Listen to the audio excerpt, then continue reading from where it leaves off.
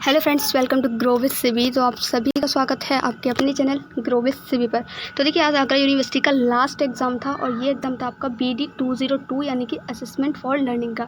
ठीक है, इसका देखिए ये जो क्वेश्चंस मैं आपको करवाऊंगी इसका सेट है ए। अगर आपका ए सेट है आपके क्वेश्चन पेपर का तो आपको इसी सीरियल में जो है नंबर आपको दिखने वाले हैं, क्वेश्चन नंबर। ठीक है, तो आप सीरियल वाइज मैच कर लेना। अगर आपका कोई अदर सेट है तो क्वेश्चन आपके आगे पीछे हो सकते हैं, आप अपने अकॉर्डिंग मैच कर लेना। ठीक है, अब देखिए, अगर आपसे जो है अगर आपको पर्सनली ऐसा लगता है कि किसी भी क्वेश्चन का आंसर जो है मैंने रॉन्ग लगाया है, तो आप उस क्वेश्चन का नंबर प्लस उसका आंसर जो आपको करेक्ट लग रहा है, ठीक है, उसको टाइप कर देना। जिससे हो सकता है कि कोई क्वेश्चन मेरे से रॉन्ग हुआ हो तो वो राइट कर दिया जाए, जिससे बाकी बच्चों का जो है सही से उसको क्लियर किया जा सके उस क्वेश्चन को। ठीक है, अब देखिए, मेरे को कमेंट आती है कि आप जो है मोस्टली क्वेश्चन रॉन्ग बताती हैं। मोस्टली का मतलब समझते हो आप? देखिए, मोस्टली का मतलब होता है ज़्यादातर। अब 80 क्वेश्चन आपको करने थे, 80 क्वेश्चन और 100 क्वेश्चन आपके सेट में आते हैं। अब मोस्टली का मतलब क्या हो गया कि 50 प्लस, ऑलमोस्ट आपका 70 प्लस आप कह सकते हो। अगर मैं गलत क्वेश्चंस की बात करती हूँ तो 3 से 4 क्वेश्चन ही ऐसे होते हैं जो रॉन्ग चले जाते हैं। ठीक है, तो इसको क्या हम मोस्टली कहेंगे कि ज़्यादातर क्वेश्चंस गलत बताती हो, है ना? तो आप लोग प्लीज़ एक बार लिखने से पहले, राइट करने से पहले देख लिया करें। और देखिए, जो भी क्वेश्चंस मुझे बाद में पता लगते हैं कि इसका आंसर ये होगा, राइट होगा, तो मैं उसको कमेंट में पिन भी कर देती हूँ कि इसका आंसर ये करेक्ट है। ठीक है, तो आप लोग देख लेना। तो चलिए आज के क्वेश्चंस को स्टार्ट करते हैं। अगर आप आगरा यूनिवर्सिटी से रिलेटेड हैं और या फिर आप जो है सीटेट से रिलेटेड, सीटेट की प्रिपरेशन करना चाहते हैं, सीटेट से रिलेटेड क्लासेस भी आपको इस चैनल पर प्रोवाइड की जाती हैं, तो आप इस चैनल को जो है सब्सक्राइब कर सकते हैं। ठीक है, तो चलिए क्वेश्चंस को स्टार्ट करते हैं। क्वेश्चन नंबर 1 क्या कह रहा है?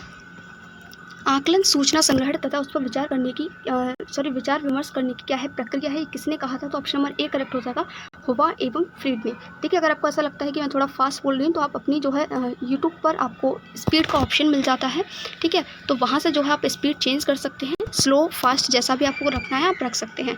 अगर देखिए क्लास अच्छी लगी हो तो प्लीज़ लाइक ज़रूर करना और अपना स्कोर जो है एट लास्ट आपको कमेंट करना है कि आपका आज के एग्जाम में आपका स्कोर कितना रहा। क्वेश्चन नंबर 2, निम्न में से कौन सी विशेषता आकलन की नहीं है? तो करेक्ट हो जाएगा ऑप्शन नंबर डी, कठिनाई। नेक्स्ट क्वेश्चन, संख्यात्मक मान प्राप्त करने की प्रक्रिया को क्या कहा जाता है? तो करेक्ट आंसर है option number B, measurement. Next question, व्यवहार के मापन के लिए किस उपकरण का उपयोग किया जाता है? तो राइट ऑप्शन है आपका ऑप्शन नंबर डी, परीक्षण। नेक्स्ट क्वेश्चन, मूल्यांकन एक निरंतर चलने वाली प्रक्रिया है, यह किसने कहा था? तो ऑप्शन नंबर ए करेक्ट हो जाएगा आपका, NCERT ने। नेक्स्ट क्वेश्चन, मूल्यांकन का क्षेत्र है तो कैसा है? कॉम्प्रिहेंसिव है यानी कि व्यापक है, ऑप्शन नंबर ए बिल्कुल करेक्ट हो जाएगा। नेक्स्ट क्वेश्चन नंबर 7, आंकड़ों के संकलन एवं विश्लेषण की क्रमबद्ध प्रक्रिया जिससे निर्णय लिए जाते हैं। देखिए, जिससे निर्णय लिया जाता है वो होता है आपका इवैल्यूएशन यानी कि मूल्यांकन, तो बी करेक्ट हो जाएगा यहाँ पर। नेक्स्ट है आपका, विद्यार्थियों के प्रदर्शन का मात्रात्मक विवरण क्या कहलाता है? तो इसको हम कहते हैं मेजरमेंट यानी कि मापन। नेक्स्ट क्वेश्चन है आपका, मूल्यांकन की कौन सी एक विधि नहीं है यानी कौन सा मेथड नहीं है? तो ऑप्शन नंबर बी करेक्ट हो जाएगा, विश्लेषण। नेक्स्ट है आपका, मूल्यांकन और मापन के बारे में कौन सा कथन सही है? सही कथन बताना है। ठीक है, तो एक ही ए भी गलत था आपका, बी भी गलत था, सी ही आपका यहाँ सही हो जाएगा। मूल्यांकन किस पर डिपेंड है? Evaluation is based on measurement, option number C correct हो जाएगा आपका। नेक्स्ट है आपका, मूल्यांकन होता है क्या होता है? तो सी करेक्ट हो जाएगा, मात्रात्मक एवं गुणात्मक दोनों। नेक्स्ट है आपका, मापन का सबसे उच्च स्तर कौन सा है? तो ऑप्शन नंबर डी करेक्ट हो जाएगा, इसको हम बोलते हैं रेशियो स्केल यानी कि अनुपात स्तर। नेक्स्ट है आपका, किस मापनी में वास्तविक शून्य बिंदु होता है? तो ऑप्शन नंबर ए करेक्ट हो जाएगा, अनुपात मापनी में। नेक्स्ट क्वेश्चन है आपका, नैदानिक थर्मामीटर उदाहरण है, किसका उदाहरण है? तो ऑप्शन नंबर सी आपका यहाँ करेक्ट हो जाएगा, अंतराल मापनी का। क्वेश्चन नंबर 15 है, निम्न में से कौन सा कथन सही नहीं है? नेगेटिव बताना है, तो ऑप्शन नंबर बी ही आपका यहाँ करेक्ट हो जाएगा, क्रमिक मापनी मापन का जो मापन स्तर का क्या है? सबसे निचला स्तर। तो ये गलत क्यों है? क्योंकि जो शाब्दिक मापनी होती है वो होता है निचला स्तर, ना कि क्रमिक। ठीक है, तो यही आपका यहाँ पर सही हो जाएगा।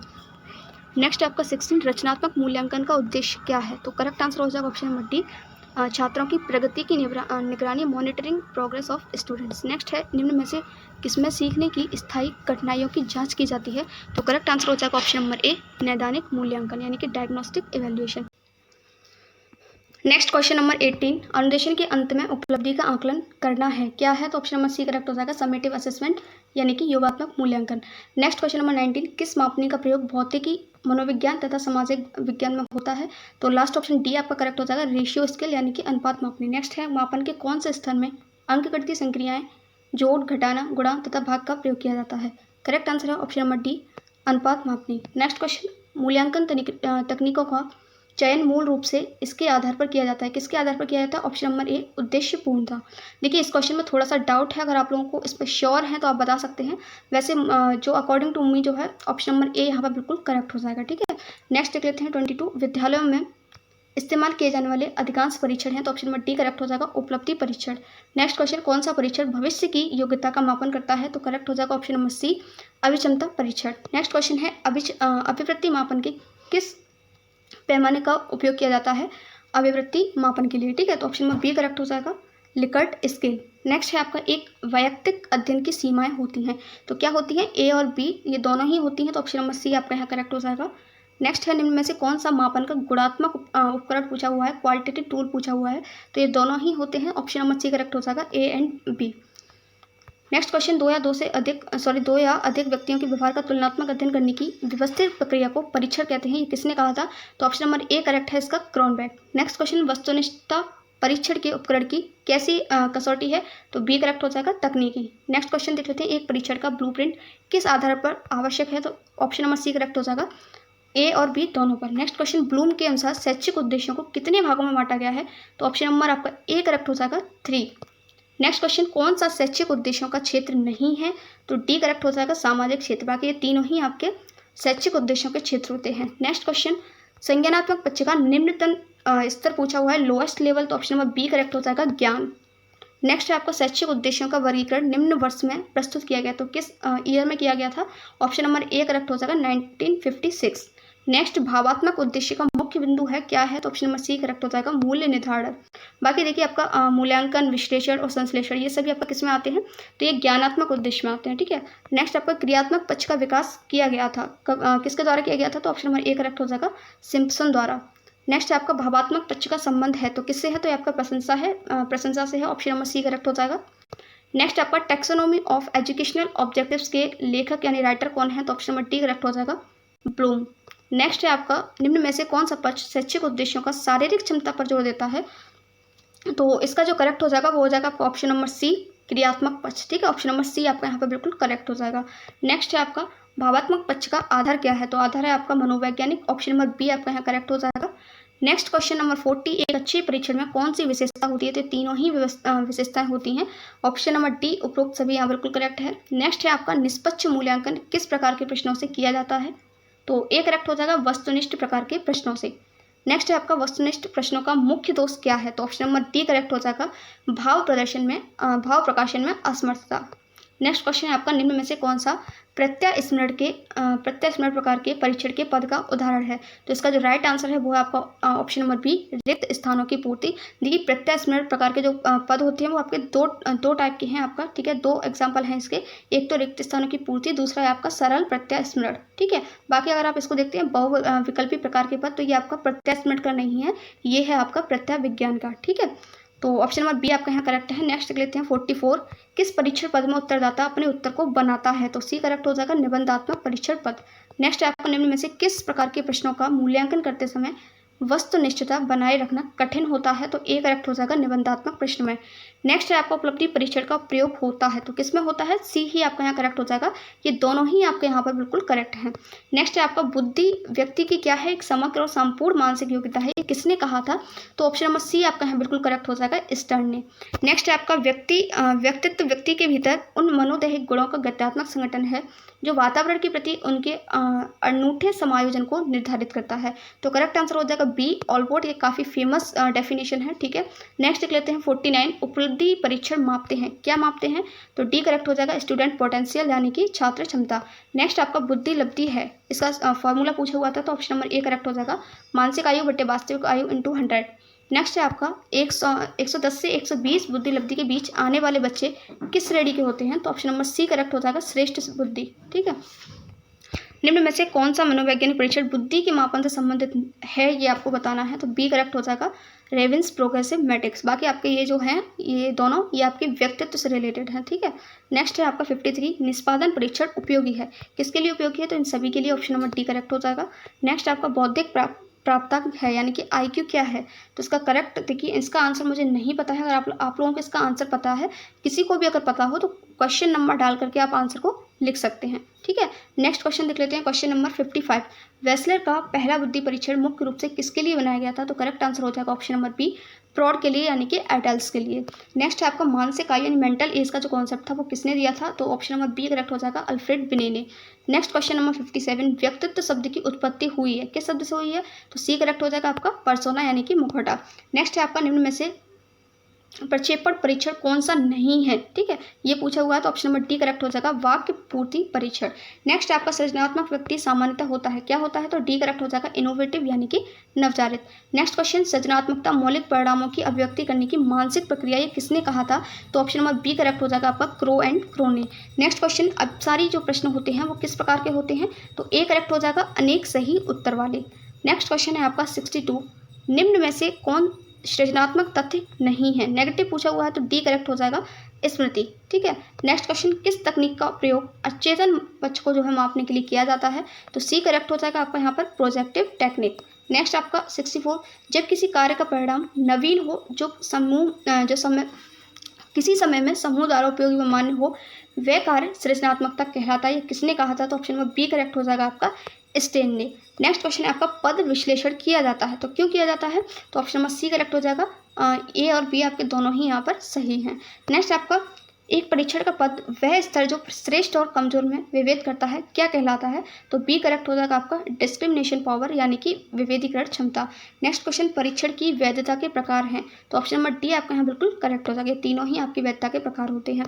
नेक्स्ट क्वेश्चन है, वैधता के संबंध में कौन सा कथन सही नहीं है? देखिए नेगेटिव हमें बताना है तो ऑप्शन नंबर डी आपका यहाँ करेक्ट हो जाएगा, शिक्षा और मनोविज्ञान में कोई भी परीक्षण पूर्ण रूप से वैध नहीं होता, ये ऐसा बोल रहे हैं। ठीक है, तो ये नेगेटिव इन्होंने बोला है तो ये नेगेटिव ही हमें फाइंड करना था, इसलिए ऑप्शन नंबर डी आपका यहाँ बिल्कुल करेक्ट हो जाएगा। नेक्स्ट क्वेश्चन नंबर 69, परीक्षण की विश्वसनीयता से तात्पर्य है, क्या है? तो ऑप्शन नंबर डी आपका यहाँ पे बिल्कुल करेक्ट हो जाएगा। नेक्स्ट देख लेते हैं, निम्न में से कौन सी प्रक्रिया परीक्षण की विश्वसनीयता को प्रभावित करती है? ऑप्शन नंबर ए बिल्कुल करेक्ट हो जाएगा, length of the test. Next question, निम्न में से विश्वसनीयता कथन की विधि कौन सी नहीं है? नेगेटिव पूछा हुआ है। ठीक है, तो ऑप्शन नंबर सी आपका यहाँ करेक्ट हो जाएगा, प्रेडिक्टिव यानी कि भविष्य सूचक। नेक्स्ट क्वेश्चन आपका, एक अर्ध परीक्षण की विश्वसनीयता 0.60 है तो पूर्ण परीक्षण की विश्वसनीयता कितनी होगी? देखिए इसको निकालने का एक फॉर्मूला होता है, आप याद कर सकते हैं, 2r1/1 + r1। ठीक है, यहाँ पर r1 की वैल्यू हमारी 0.60, आप इसको लगा सकते हैं, 2 × 0.60 अपॉन आप 1 + 0.60 करोगे तो ये आपका हो जाएगा 1.60, पॉइंट से आप पॉइंट कैंसिल कर देंगे। ठीक है, ये आपका कैंसिल हो जाएगा 80 टाइम्स। ठीक है, और ये आपका देखिए 0 से 0 कैंसिल हो गया तो यहाँ पर इसका जो देखिए करेक्ट आंसर आ जाएगा वो आपका आ जाएगा option number B, 0.75। Next question देख लेते हैं, एक परीक्षण को मानकीकृत बनाने के लिए ज्ञात की जाती है, क्या की जाती है? तो ऑप्शन नंबर सी करेक्ट हो जाएगा, मानक। नेक्स्ट क्वेश्चन, मानक के प्रकार हैं तो ये तीनों ही होते हैं, उपयुक्त सभी इसका करेक्ट आंसर हो जाएगा। नेक्स्ट देख लेते हैं, विभिन्न कक्षाओं के प्रतिनिधि समूहों के औसत प्राप्तांक कहे जाते हैं, तो ऑप्शन नंबर बी करेक्ट हो जाएगा, कक्षा मानक। नेक्स्ट क्वेश्चन है आपका 76, अच्छे मानक की विशेषताएं हैं तो ये सभी होती हैं, ऑप्शन नंबर डी आपका यहाँ बिल्कुल करेक्ट हो जाएगा। क्वेश्चन नंबर 77, ग्रेडिंग प्रक्रिया के संबंध में कौन सा कथन सही नहीं है? नेगेटिव बताना है। ठीक है, तो ऑप्शन नंबर डी आपका यहाँ बिल्कुल करेक्ट हो जाएगा, ग्रेडिंग आकलन की परंपरागत विधि है। नेक्स्ट क्वेश्चन, CBCS का पूरा नाम क्या है? इसकी फुल फॉर्म पूछी है तो ऑप्शन नंबर बी करेक्ट हो जाएगा, choice based credit system. Next question, CCE का पूरा नाम क्या है? तो इसका ऑप्शन नंबर ए करेक्ट हो जाएगा, सतत एवं समग्र मूल्यांकन। नेक्स्ट है आपका CGPA का फुल फॉर्म पूछा हुआ था, क्वेश्चन नंबर 80, इसमें सी करेक्ट हो जाएगा, cumulative grade point average. Question number 81, निम्न में से कौन सा कथन सही नहीं है? तो ऑप्शन नंबर बी आपका यहाँ सही बिल्कुल सही हो जाएगा, निबंधात्मक परीक्षण वस्तुनिष्ठ परीक्षण से अधिक विश्वसनीय होते हैं, ऐसा उन्होंने बोला है। ठीक है, तो इन्होंने गलत बोला हुआ है और गलत ही हमसे पूछा है तो ऑप्शन नंबर बी करेक्ट हो जाएगा। क्वेश्चन नंबर 82, किस प्रकार के प्रश्न को विश्वसनीयता के साथ चिन्हित करना कठिन है? ऑप्शन नंबर ए करेक्ट हो जाएगा, असंरचित निबंध। नेक्स्ट क्वेश्चन नंबर 83, आंकड़ों को दो बराबर भागों में विभाजित करने वाला मान कहलाता है, ऑप्शन नंबर बी करेक्ट हो जाएगा, मीडियन यानी कि माध्यिका। क्वेश्चन नंबर 84, अधिकतम और न्यूनतम मूल्यों के बीच के अंतर को क्या कहा जाता है? तो ऑप्शन नंबर डी करेक्ट हो जाएगा, रेंज यानी कि प्रसार। क्वेश्चन नंबर 85, निम्न में से कौन सा सूत्र सही नहीं है? ठीक है, तो ऑप्शन नंबर बी करेक्ट हो जाएगा, ये देखिए आपका सही नहीं है। इसका जो सही सूत्र देखिए बस यहाँ पर इन्होंने n/2 अगर होता तो ये करेक्ट होता आपका। ठीक है, नेक्स्ट देख लेते हैं क्वेश्चन नंबर 86, निम्न में से किसका मान सबसे अधिक शुद्ध है? सबसे अधिक शुद्ध है तो ऑप्शन नंबर सी करेक्ट हो जाएगा, मीन यानी कि मध्यमान। क्वेश्चन नंबर 87, निम्न आंकड़ों का मध्यांक है। मीडियन निकालवा रहा था, तो देखिए मीडियन के लिए हम क्या करते हैं, सबसे पहले इसको असेंडिंग या डिसेंडिंग ऑर्डर में लगाते हैं, यानी आरोही अवरोही क्रम में। ठीक है, या तो आप आरोही में लगा लीजिए या फिर अवरोही किसी एक में लगाना होता है आपको। तो देखिए यहाँ पर आप इसको आरोही में लगाओगे तो पहले 3, फिर 3, फिर 3, फिर 4, 5, 6, 8, 9, 15। ठीक है, फिर उसके बाद आपको बीच की जो वैल्यू होती है वो आपकी कहलाती है मध्यांक। तो 4 इधर से हो गए, 4 इधर से हो गए, बीच में जो आपकी वैल्यू है वो है 5। तो ऑप्शन नंबर ए आपका यहाँ पे बिल्कुल करेक्ट हो जाएगा। नेक्स्ट है आपका मानक विचलन निकालने का सूत्र है, तो ये तीनों ही मानक विचलन के सूत्र होते हैं। ऑप्शन नंबर डी आपका यहाँ पर बिल्कुल करेक्ट हो जाएगा। नेक्स्ट आपका विचलनशीलता की माप कौन सी है, तो ऑप्शन नंबर सी आपका करेक्ट हो जाएगा, मानक विचलन। नेक्स्ट क्वेश्चन, यदि कुछ आंकड़ों का मध्यमान और मध्यांक क्रम से 6 और 10 है तो बहुलक क्या होगा? देखिए इसके लिए आपको मीन दे रखा है, ठीक है, और मीडियन दे रखा है, बहुलक निकलवा रहा है। तो इसका फॉर्मूला होता है 3 मध्यांक, ठीक है, 3 मध्यांक मैं कैपिटल ऐसे डिनोट कर देती हूँ, सॉरी 3 माध्यिका बराबर 2 माध्य कितना है आपका 6 प्लस बहुलक, ठीक है, प्लस आपका हो गया बहुलक। और मध्यिका कितनी है, मध्यिका हमारा 10, तो 10 दिया आपका हो जाएगा 30, तो ये आपका 30 हो गया, और ये आपका हो गया 12 प्लस आपका बहुलक। ठीक है, यहाँ से हम बहुलक निकालेंगे तो 30 में से हम 12 को माइनस कर देंगे, और 30 में से 12 को माइनस करेंगे तो आपका आ जाएगा 18, यानी कि ऑप्शन नंबर बी आपका यहाँ बिल्कुल करेक्ट हो जाएगा।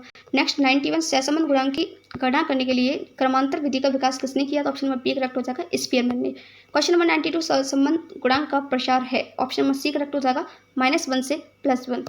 क्वेश्चन नंबर 93, निम्न में से कौन सी प्रोडक्ट मूवमेंट विधि नहीं है, ऑप्शन नंबर बी करेक्ट हो जाएगा, विकीर्ण आरेख विधि। क्वेश्चन नंबर 94, निम्न में से कौन सा उदाहरण असतत चर का है, तो ऑप्शन नंबर सी करेक्ट हो जाएगा, एक कक्षा में बालक बालकों की संख्याएं। नेक्स्ट क्वेश्चन नंबर 95, जड़ प्राप्तांकों में समूह का मध्यमान यानी मीन क्या होता है सदैव, तो ऑप्शन नंबर ए करेक्ट हो जाएगा 0। क्वेश्चन नंबर 96, टी प्राप्तांक का सही सूत्र है, तो ऑप्शन नंबर बी करेक्ट हो जाएगा, T = 50 + 10 x - m/σ। Next question है, स्टेनाइन स्कोर का प्रसार क्या है, तो इसका करेक्ट आंसर हो जाएगा ऑप्शन नंबर बी 1 से 9 तक। क्वेश्चन नंबर 98, 80 के माध्य की परीक्षा और 20 के मानक विचलन पर 60 अंक प्राप्त करने वाले विद्यार्थी का जेड अंक होगा, तो ऑप्शन नंबर डी इसका यहाँ पर बिल्कुल करेक्ट हो जाएगा, -1। देखिए ये जो क्वेश्चन है इसमें आपको कौन सा फॉर्मूला लगाना था पता है, देखिए ये वाला फॉर्मूला आपको लगाना था, टी स्कोर वाला, ये वाला फॉर्मूला आपको यहाँ लगा देना था, आपका आंसर जो है बिल्कुल करेक्ट आ जाएगा। इसका आंसर था -1, option number D. Question number 99, किस विद्यार्थी ने मनोविज्ञान की परीक्षा में 80 अंक और सांख्यिकी में 60 अंक प्राप्त किए हैं, इन अंकों को निम्न में से किस में परिवर्तित करके तुलना की जा सकती है वो आपको बताना है, तो सी करेक्ट हो जाएगा, मानक अंक। आज का लास्ट क्वेश्चन देख लेते हैं, निम्न में से कौन सा कथन सही नहीं है वो आपको बताना है, तो ऑप्शन नंबर बी आपको मुझे यहाँ पर सही लग रहा है, मध्यांक एक क्रमिक चर है। ठीक है, मुझे देखिए इसमें थोड़ा सा डाउट है, अगर आपको इसमें श्योरिटी है, इस क्वेश्चन के आंसर आपको पता है श्योरिटी, तो आप बता सकते हैं कमेंट बॉक्स में। तो ये थे आज के सारे क्वेश्चंस। आई होप फ्रेंड्स आपको क्लास अच्छी लगी होगी। क्लास अच्छी लगी हो तो प्लीज़ क्लास को लाइक जरूर करना। और देखिए अगर आप आगरा यूनिवर्सिटी के स्टूडेंट हैं या फिर आप सीटेट की प्रिपरेशन करना चाहते हैं, जो भी अगर आप करना चाहते हैं, तो आप मुझे कमेंट बॉक्स में बता सकते हैं कि आप इस चैनल पर जो है किस प्रकार की क्लासेस चाहते हैं। ठीक है, आपको किस प्रकार के कंटेंट की जो है नीड है, बीएड से रिलेटेड या फिर आपका सीटेट से रिलेटेड। ठीक है, thank you so much for watching this video. ज़्यादा से ज़्यादा अपने फ्रेंड्स के साथ शेयर करें, जिससे उन लोगों को भी जो है एकदम करेक्ट और सही आंसर की टाइम पर मिल पाए। Thank you so much for watching this video.